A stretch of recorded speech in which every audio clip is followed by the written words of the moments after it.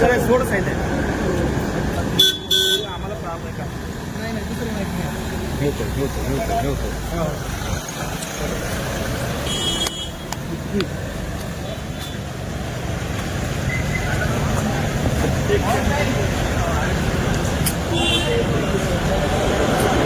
आज रणजित कासलेला या ठिकाणी न्यायालयात हजर केलं होतं. काय झालं नेमकं न्यायालयामध्ये काय सांगतो?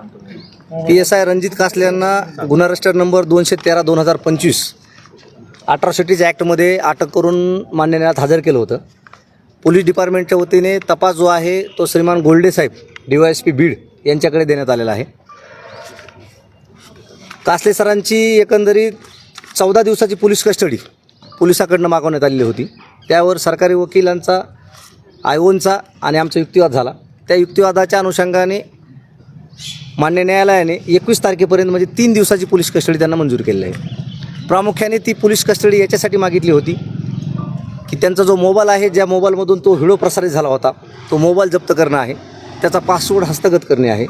त्यानंतर कासले जे आहेत हे मुंबई, त्यानंतर दिल्ली, कर्नाटक, बँगलोर अशा 2-4 राज्यात फिरले आहेत. ते कुणाला भेटले आहेत, काय चर्चा केली आहे या अनुषंगाने, त्याचप्रमाणे त्यांचं कास्ट सर्टिफिकेट हस्तगत करणे आहे या अनुषंगाने, आणि त्यांना आणखीन कुणी मदत केली आहे का या अनुषंगाने तपास करण्याकामी 14 दिवसाची पोलीस कस्टडीची मागणी पोलीस डिपार्टमेंटच्या वतीने करण्यात आली होती. परंतु जे कलम लावलेलं आहे अॅट्रॉसिटीज ॲक्ट 3(1)R, ते कलम बघता आणि त्याची सजा बघता त्या कलमामध्ये केवळ 3 वर्षाची सजा आहे.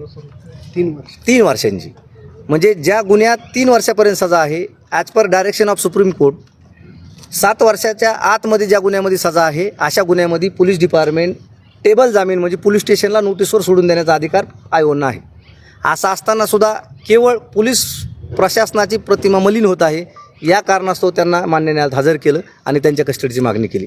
परंतु मान्य न्यायालयाने केवळ त्यांना 3 दिवसाची पोलीस कस्टडी दिलेली आहे. पण मग त्यांच्यावरती अॅट्रॉसिटी अंतर्गत गुन्हा त्याचा खटला चालला की मग पोलिसांची प्रतिमा मलिन केली नाही, आता लावलं गेलेलं आहे. PCR जर ग्राउंड बघितलं आपण तर त्याच्यामध्ये तो सुद्धा म्हणजे त्यांना अटक करून जे आणलं होतं त्या अॅट्रॉसिटीच्या कलमामध्येच आणलं होतं. परंतु त्यातला जो ग्राउंड बघितला तुम्ही तर त्या ग्राउंडमध्ये यांनी पोलिसांची प्रतिमा मलिन केली आहे वगैरे वगैरे त्यांच्या वतीने आर्ग्यू करण्यात आलं. पण मान्य न्यायालयाने ते काय ग्राह्य धरलं नाही. अॅट्रॉसिटीच्या कलमात आणलेला आहे, मोबाईल तुमच्याकडे आहे, मोबाईल ऑलरेडी तुमच्याकडे जप्त आहे. अशा परिस्थितीमध्ये 14 दिवसाची पोलीस कस्टडी कशासाठी पाहिजे, म्हणून 3 दिवसाची पोलीस कस्टडी त्यांना देण्यात आलेली आहे. ओके, जामिनासाठी कधी अर्ज करणार? MCR ज्या दिवशी मान्य न्यायालय त्यांना करेन त्यानंतर त्यांचा जामीनचा अर्ज मान्य न्यायालयात दाखल केला जाईल.